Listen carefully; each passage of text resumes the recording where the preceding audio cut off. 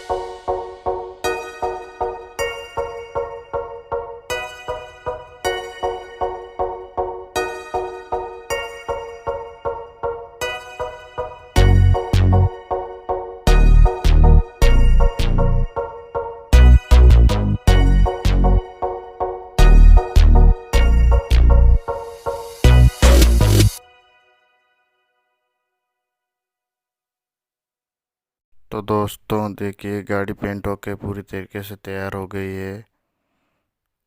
और हमारा वीडियो पसंद आए तो लाइक और सब्सक्राइब ज़रूर करें, दोस्तों को शेयर भी करें।